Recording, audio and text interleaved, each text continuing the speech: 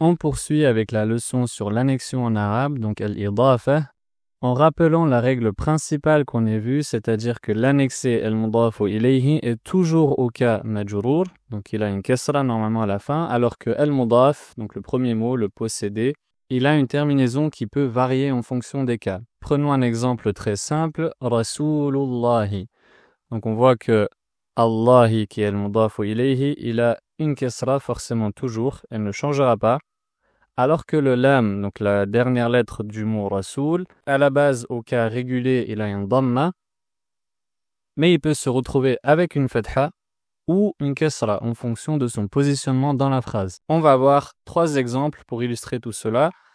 Le premier, Muhammadun Rasulullahi, qui est le début du dernier verset de Surat Muhammad dans le Coran. Donc il signifie Muhammad est le messager d'Allah, sallallahu alayhi wa sallam. Donc ici, Rasoulu, il a une dhamma, et la parole de majesté Allah porte une kasra. Deuxième exemple, Uhibbu Rasulallahi.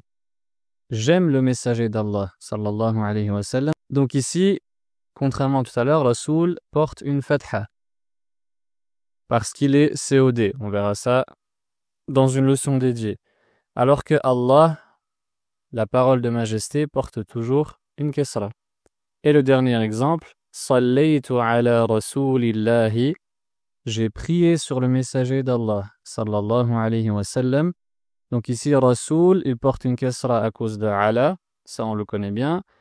Et la parole de majesté Allah porte une kasra aussi parce qu'il est mudaf ilayh. Maintenant, on va passer à une lecture de texte, donc qira'atun nas. Qira'atun nas, an-nas c'est le texte en arabe, qui nous permettra de voir ces différentes règles en application. Donc c'est une conversation entre Saïd et Yasir. Saïd dit « Akitabu Muhammadin hadha ya Yasiru. La hadha kitabu Hamidin. » Donc Saïd demande « Est-ce que c'est le livre? Est-ce que ceci est le livre de Muhammad ou Yasir ?» Cette tournure-là qui est en jaune, on la verra en détail très prochainement. Et Yasir répond, non, ceci est le livre de Hamid. Et vous voyez que Muhammad et Hamid, ils sont majrour parce qu'ils sont mudafu ilayh. Et d'ailleurs, on traduit bien par le livre de Muhammad et le livre de Hamid, même s'il n'y a pas de L ici. J'ai remarqué que vous faites beaucoup cette erreur sur Telegram. N'hésitez pas à rejoindre la chaîne Telegram pour répondre aux différents quiz qu'on essaye de poster régulièrement. Donc ensuite, Saïd dit, Ayna kitabu Muhammadin. Ayna kitabu Muhammadin, où est le livre de Muhammad? Et Yasir répond, Huwa ala al-maktabi hunak. Huwa ala al-maktabi hunak, donc il est sur le bureau là-bas. Hunak, un nouveau mot qui signifie là-bas. Ayna daftaru Ammarin, où est le cahier ou le carnet de Ammar? Huwa ala maktabil mudarrisi. Huwa ala maktabil mudarrisi. Donc ici, vous voyez la règle qu'on a dit juste avant. Maktab, qui est le mudaf, il porte une kasra à cause de ala, et al-mudarris, qui est mudaf ilayh, il a bien une kasra. Ensuite, Saïd poursuit en s'adressant à Ali. Qalamu man hadha ya Ali. Donc, à qui est ce stylo au Ali? C'est le stylo de l'enseignant.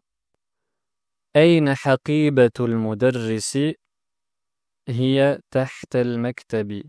Où est le sac ou la mallette de l'enseignant? Elle est en dessous du bureau. Tahta, en dessous, donc un adverbe. On les verra en détail aussi plus tard.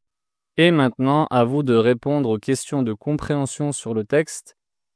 Donc n'hésitez pas à revoir le texte et revenir et noter votre note en commentaire. Ayna kitabu Muhammadin. Ayna kitabu Muhammadin. La réponse. Huwa ala al-maktabi hunak. Huwa ala al-maktabi hunak. Donc elle est sur le bureau là-bas. Donc c'est ce qui était noté dans le texte. La question numéro 2, Ayna daftaru Ammarin? Ayna daftaru Ammarin? Où est le carnet ou le cahier de Ammar? La réponse, Huwa ala maktabil mudarris. Huwa ala maktabil mudarris. Et la dernière question, Ayna haqibatul mudarris? Ayna haqibatul mudarrisi? À vous de répondre en commentaire.